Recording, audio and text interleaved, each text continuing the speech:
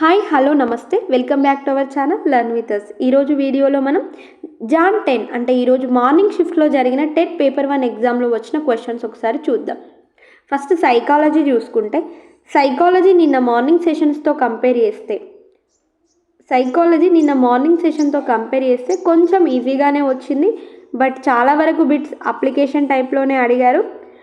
ఈరోజు ఎగ్జామ్ మోడరేట్గా వచ్చిందని చెప్పారు.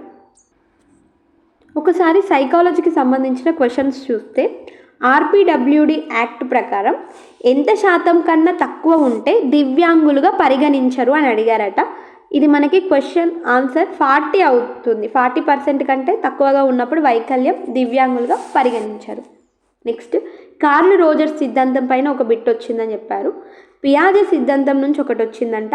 అభ్యసన బదలాయింపులకు సంబంధించి ఒక బిట్ వచ్చిందని చెప్పారు. వైయక్తిక భేదాల గురించి ఒక క్వశ్చన్ అడిగారంట.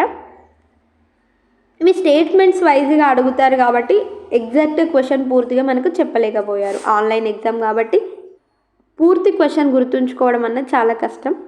నెక్స్ట్ ఆర్టీ 2009 ఇందులో ఉపాధ్యాయులకు సంబంధించిన ఒక సెక్షన్ అడగడం జరిగిందంట. నెక్స్ట్ సాంఖ్యాక శాస్త్ర పితామహుడు అని అడిగారట. ఇండియాలో సాంఖ్యాక శాస్త్ర పితామహుడిగా మనం ఎవరిని చెప్పుకుంటాం? మహల్నోబిస్. భారతదేశ సాంఖ్యాక శాస్త్ర పితామహుడిగా మహల్నోబిస్ని చెప్పుకుంటాం. ఈయన పుట్టినరోజునే మనం నేషనల్ స్టాటిస్టిక్స్ డేగా జరుపుకుంటాం. నెక్స్ట్ క్వశ్చన్ చూడండి. బహుళ స్థాయి బోధన అనగా ఏంటి అని క్వశ్చన్ అడిగారట. కింద మనకి స్టేట్మెంట్స్ ఇవ్వడం జరిగిందంట. శైశవ దశలో పిల్లలు చేయునది అని ఒక క్వశ్చన్ వచ్చిందంట. అంత పరిశీలన పద్ధతికి సంబంధించి ఒక బిట్ అడిగారంట. ఇది మనకు అధ్యయన పద్ధతుల నుంచి ఆగమన పద్ధతి నుంచి ఒక క్వశ్చన్ వచ్చిందని చెప్పారు. నెక్స్ట్ బ్రూనర్ సిద్ధాంతం ప్రకారం పిల్లవాడు ఏ భావన ఏర్పరచుకుంటాడు. ఇక్కడ మనకి ఎగ్జాక్ట్ అంటే ఆప్షన్స్ తెలిసినప్పుడే మనం ఇలాంటి క్వశ్చన్స్కి ఆన్సర్స్ చెప్పగలుగుతాం. బట్ మీకు టాపిక్ తెలిసినా యూస్ఫుల్గా ఉంటుందని చెప్తున్నాం. నెక్స్ట్ గెస్టాల్ట్ వాదం గురించి స్టేట్మెంట్స్ వచ్చినాయని చెప్పారు. గెస్టాల్ట్ వాదం గురించి స్టేట్మెంట్స్ రావడం జరిగిందంట. సైకాలజీలో ఇంకా నెక్స్ట్ క్వశ్చన్ తారండైక్ సిద్ధాంతం గురించి ఒక క్వశ్చన్ వచ్చింది. పునర్బలనానికి సంబంధించి అడిగారని చెప్పారు. అలవాటు సర్దుబాటు పైన ఒక క్వశ్చన్ వచ్చింది. మూర్తిమత్వ లక్షణాలు కానిది ఏంటి అని అడిగారంట. పెరుగుదల వికాస సూత్రాలు సాధారణం నుండి నిర్దిష్టం దీనికి సంబంధించి ఒక క్వశ్చన్ వచ్చిందని చెప్పారు. దీర్ఘకాలిక స్మృతి మనకి స్మృతి విస్మృతి నుండి దీర్ఘకాలిక స్మృతికి సంబంధించి ఒక క్వశ్చన్ రావడం జరిగిందంట. ఇంకా ప్రజ్ఞకు సంబంధించి ఒక క్వశ్చన్ అడిగారని చెప్పారు. ఇక్కడ మనకి ప్రజ్ఞ పరీక్షలు ఉంటాయి కదా, దానికి పూర్తిగా రిలేటెడ్ ఆ పరీక్షలు కాకుండా ప్రజ్ఞ పరీక్షలు చేయడంలో కింది ఏ సామర్థ్యాన్ని కన్సిడర్ చేయరు అని ఒక క్వశ్చన్ వచ్చిందంట. కింద సామర్థ్యాలలో వయస్సు అలా కొన్ని ఆప్షన్స్ ఇవ్వడం జరిగిందని చెప్పారు. రోజులాగే తెలుగు ఈరోజు కూడా కొంచెం ఈజీగానే వచ్చిందని చెప్పారు. ఈరోజు క్వశ్చన్ పేపర్ మంచి స్టాండర్డ్గా ఉంది. ప్రతి టాపిక్ని టచ్ అయ్యేలాగా క్వశ్చన్స్ అడిగారు అని చెప్తున్నారు. ఒకసారి తెలుగు క్వశ్చన్స్ చూద్దాం. తెలుగు మనం ఈరోజు సెషన్లో వచ్చిన 24 క్వశ్చన్స్ కూడా గ్యాదర్ చేయడం జరిగింది. ఒకసారి అన్నీ చూద్దాం. గుర్రం జాషువా రచన గబ్బిలం ఇచ్చి ఇది ఎవరి రచన అని అడిగారట. మనకి ఆన్సర్ గుర్రం జాషువా. గుణం యొక్క నానార్థాలు అడిగారట. శేషం లక్ష్మీనారాయణ స్వగ్రామం అడిగారని చెప్పారు. ఇది నగనూర్ అనుకుంటా.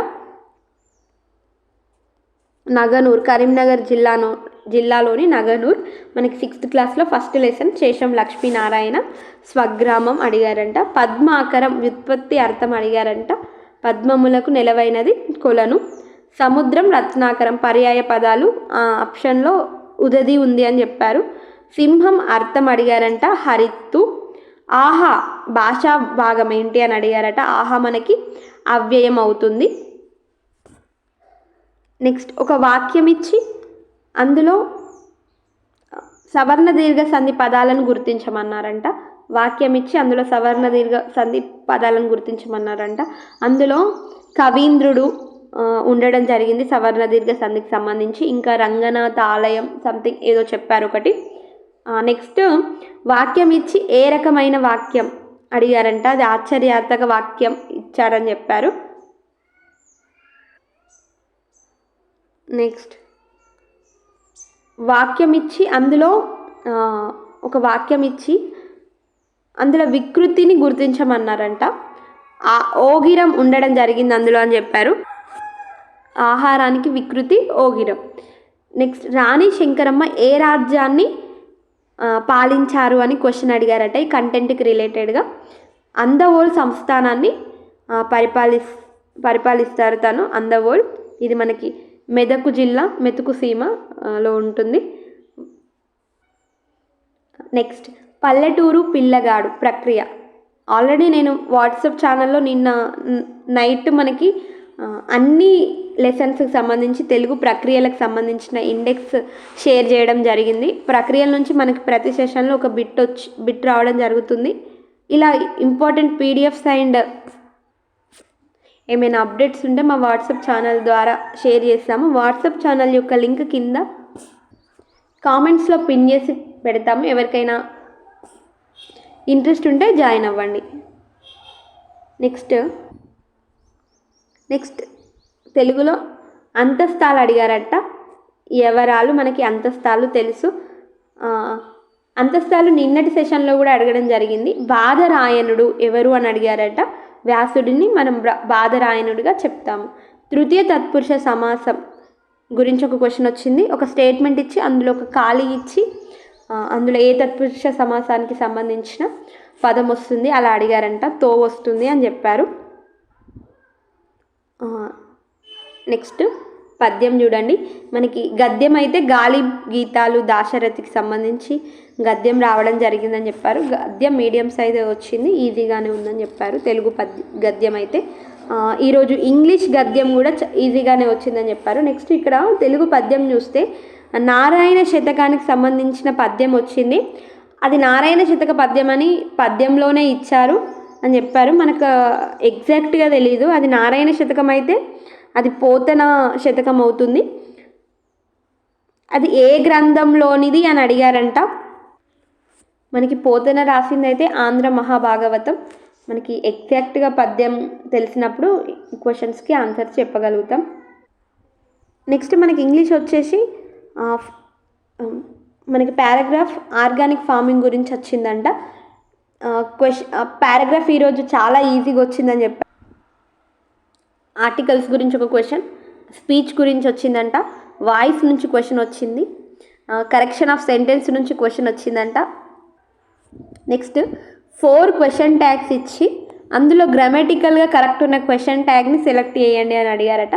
ప్రిపోజిషన్స్ కూడా స్టేట్మెంట్స్ ఇచ్చి అందులో కరెక్ట్ ఉన్నది ఫైండ్ అవుట్ చేయండి అని అడిగారంట.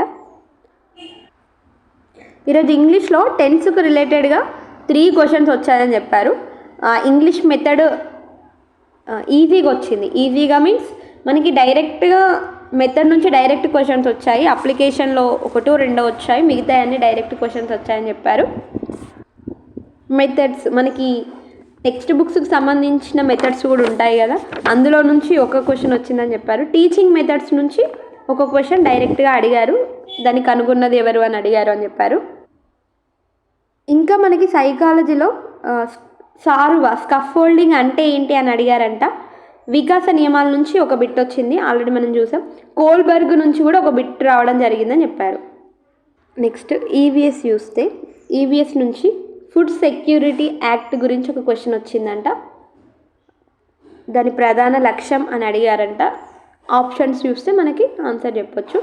అంత్యోదయ అన్న యోజన ఎవరి గురించి అని అడిగారట. ఇది అతి పేదలకు సంబంధించిన యోజన. ఇందులో మనకు తెలుసు కార్డుతో సంబంధం లేకుండా ప్రతి కుటుంబానికి 35 kgs రైస్ రావడం జరుగుతుంది. గోండుల పట్ల యొక్క విధులు అడిగారంట. నెక్స్ట్ గ్రీన్ హౌస్ ఎఫెక్ట్ గురించి ఒక క్వశ్చన్ వచ్చిందంట. మొదటి మహిళా ఉపాధ్యాయురాలు ఎవరు అని అడిగారంట. ఇది మనకి మొదటి మహిళా ఉపాధ్యాయురాలు సావిత్రిబాయి పూలే. విటమిన్ డి గురించి క్వశ్చన్ రావడం జరిగింది. జనరల్గానే మనకి సన్ రైజ్కి రిలేటెడ్గా ఏ విటమిన్ అని అడిగారంట, అది మనకి విటమిన్ డి అవుతుంది. నెక్స్ట్ విసర్జన ప్రక్రియలో అవయవాల వరుస క్రమం అడిగారంట. పటంలో సరిహద్దులను ఏ రంగుతో సూచిస్తారు అని అడిగారంట. ఇది బ్లాక్. ఆక్సిజన్ సహిత రక్తం గుండె నుండి శరీర భాగాలకు వేటి ద్వారా ప్రవహిస్తుంది, ఏవి తీసుకెళ్తాయని అడిగారంట. మనకి సహిత రక్తం, ఆక్సిజన్ సహిత రక్తం ధమనులు తీసుకెళ్తాయి. చోళుల సమకాలికులు అడిగారట. ఇది ఆప్షన్స్ ఏమి ఇచ్చారో మనకు తెలియదు. పునరుత్పాదక వనరులు సంబంధించి ఒక క్వశ్చన్ రావడం జరిగింది. పంచాయత్ కార్యదర్శి, మనకి పంచాయత్ సెక్రటరీకి సంబంధించి వారి విధులు అడిగారంట. మెరీడియన్, ప్రైమ్ మెరీడియన్ అని దేనిని అంటారు అని ఒక క్వశ్చన్ వచ్చిందట. మనకి క్లారిటీగా క్వశ్చన్ తెలీదు. ఉపాధి హామీ పథకం వల్ల గ్రామాలకు కలిగే లాభాలు ఏంటి అని కొన్ని స్టేట్మెంట్స్ ఇచ్చారంట. నీటిని శుభ్రపరిచే దశలు అడిగారట. క్లోరినేషన్ గురించి అడిగారంట. ఆక్వా కల్చర్ గురించి ఒక క్వశ్చన్ వచ్చిందని చెప్పారు. మోకాళ్ళు మోచేతులు ఏ రకమైన కీళ్ళకి ఉదాహరణ? ఇది మనకు తెలుసు, మడత బంధు కీళ్ళకి ఉదాహరణ. ఒకసారి మ్యాథ్స్ చూస్తే, మ్యాథ్స్ మనకి నాన్ మ్యాథ్స్ వాళ్ళకి ఇబ్బందిగా అనిపించింది, కానీ మ్యాథ్స్ బ్యాక్గ్రౌండ్ వాళ్ళకి పర్లేదని చెప్పారు. క్వశ్చన్స్ చూడండి ఒకసారి. మ్యాథ్స్కి సంబంధించి కొన్ని క్వశ్చన్స్. రూట్ 81255 యొక్క వాల్యూ అడిగారంట. 2 సంఖ్యల కసాగు మరియు గసాబా ఇచ్చి 2 సంఖ్యలలో ఒక సంఖ్య ఇచ్చి రెండవ సంఖ్యని కనుగొనమన్నారంట. సంఖ్యల లబ్ధము ఇంటూ కసాగు ఇంటూ గసాబా, ఇది మనం ఈ ఫార్ములా ద్వారా దాన్ని కనుగొనవచ్చు. వృత్త వైశాల్యం ఇచ్చి అర్ధవృత్త పరిధి కనుగొనమన్నారట. అర్ధవృత్త పరిధికి ఫార్ములా మనకి 3πr. Next x² - 5/x² + 3x - 10 x ≠ 0 అయిన x వాల్యూ ఏంటి అని ఒక క్వశ్చన్ వచ్చిందని చెప్పారు. నెక్స్ట్ త్రిభుజం యొక్క కొన్ని కొలతలు ఇచ్చి అందులో త్రిభుజ నిర్మాణం సాధ్యపడని కొలత ఏంటి అని అడిగారంట. ఇలాంటి బిట్ మనకి రిపీటెడ్గా వస్తుంది. నెక్స్ట్ 32 సెంటీమీటర్స్ తీగ పొడవుతో ఎన్ని కొలతలు గల దీర్ఘ చతురస్రంను తయారు చేయవచ్చు అని బిట్ రావడం జరిగింది. ఈ బిట్ మనకి మన ఛానల్లో అప్లోడ్ చేసిన మ్యాథ్స్ వీడియో నుంచి వచ్చిన డైరెక్ట్ బిట్ అండి. ఒకసారి స్లైడ్ చూడండి. ఇది మన ఛానల్లో అప్లోడ్ చేసిన క్వశ్చన్. 32 సెంటీమీటర్స్ పొడవు గల తీగతో పొడవు వెడల్పులు పూర్ణ సంఖ్యలుగా కల వేరు కొలతలు గల దీర్ఘ చతురస్రాలను ఎన్నింటిని చేయగలరు? ఇది మన ఛానల్లో అప్లోడ్ చేసిన మ్యాథ్స్ వీడియో, ఇందులో నుంచి వచ్చిన డైరెక్ట్ క్వశ్చన్. మేము ఛానల్ స్టార్ట్ చేసి చాలా కొద్ది కాలమే అవుతుంది. మేము చాలా తక్కువ వీడియోసే అప్లోడ్ చేసాం, బట్ అందులో నుంచి ప్రతి సెషన్లో క్వశ్చన్స్ రావడం జరుగుతుంది. తెలుగు కానీ, మ్యాథ్స్ కానీ, ఇంగ్లీష్ కానీ, సోషల్ కానీ. మేము అప్లోడ్ చేసిన వీడియోస్ నుంచి ప్రతి సెషన్లో రిపీటెడ్గా క్వశ్చన్స్ వస్తున్నాయి. ఒకసారి మన ఛానల్ ఓపెన్ చేసి మన ఛానల్లో ఉన్న వీడియోస్ అన్నీ ఒకసారి చూడండి. నెక్స్ట్ క్వశ్చన్ చూడండి. వ్యాసం ఇచ్చి వ్యాసార్థం కనుక్కోమన్నారంట. మనకి వ్యాసం r = d/2 డయామీటర్ బై 2 చేస్తే మనకి వచ్చేస్తుంది. చాలా ఈజీ. నెక్స్ట్ రాంబస్కి రిలేటెడ్గా ఒక క్వశ్చన్ వచ్చిందని చెప్పారు మ్యాథ్స్లో. నెక్స్ట్ మ్యాథ్స్లో దీర్ఘఘనం ఘనపరిమాణం అడిగారని చెప్పారు. సింపుల్ ఇంట్రెస్ట్ నుంచి ఒక క్వశ్చన్ వచ్చిందంట. ప్రాఫిట్ అండ్ లాస్ నుంచి ఒక క్వశ్చన్ వచ్చిందంట. మిశ్రమ భిన్నాలు ఇచ్చి వాటి కూడిక చేయమన్నారని చెప్పారు, అడిషన్ చేయమన్నారంట. థియరీ బేస్డ్గా 3 to 4 క్వశ్చన్స్ రావడం జరిగిందంట. గ్రేటర్ వాల్యూ అండ్ స్మాలర్ వాల్యూస్కి రిలేటెడ్గా ఒక క్వశ్చన్ వచ్చిందని చెప్పారు. మనకి మ్యాథ్స్ మెథడ్కి సంబంధించి అప్లికేషన్ టైప్లో క్వశ్చన్స్ వచ్చాయని చెప్పారు, బట్ మరీ అంత కష్టంగా ఏం లేవు, మెథడ్ క్వశ్చన్స్ అని చెప్పారు.